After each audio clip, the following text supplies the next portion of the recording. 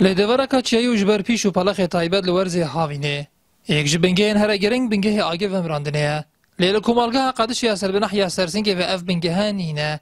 حوالاتی جی دبیجن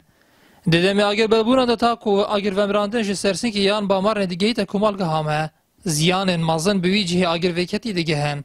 لو ماجدو خازین کو بنگه هک بهتا فکرن حتی نوت گوتی اوبوینین اوبویی نوکه او قرار خودیه یعنی نهده غرفت خودیت بره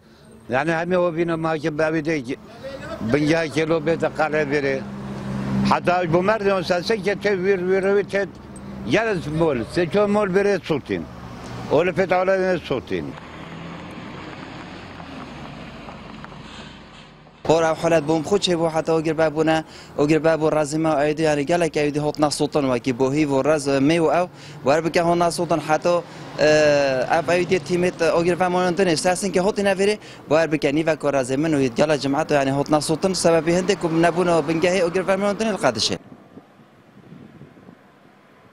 برپرسی راگهاندنا باروانیا باجری لدهو کشی درباره داخوازی خلقی وها دبیشه ما موافقه های کو بنگه گلوری بیت وکرن باز بر وی قیرانه که کو چندین جه خاطینا دست نشان کردنش لای رهبر یا ما و کو بنگه تاگر و مرادن لبنه پیدا کن بس اف قیران اب سر هرم کردستان هاتی چونکی بنگه پیدوی پلیس و پیدوی کلوپلا جبر هنده یا هات یا تأخیر کردن هر گاوا شیوه و قیرانه شیوه که واسایش تی بر زوری و ام دی بنگه ها وکین بله اگم صحکینل اکد صحکه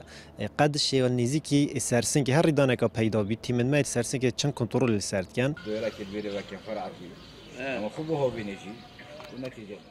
نزیکی سالا که وکو حوالاتی دبیجن او جه بو بنگه آگر و مراندین هاتیه دست نشان کرن کلیبه تفکر مایا والا و درگه نوی گرتینه امجی چاوارینه که هنگی درگه نوی دیوه بنو کویت ده خدمت آگشت حوالاتیان دا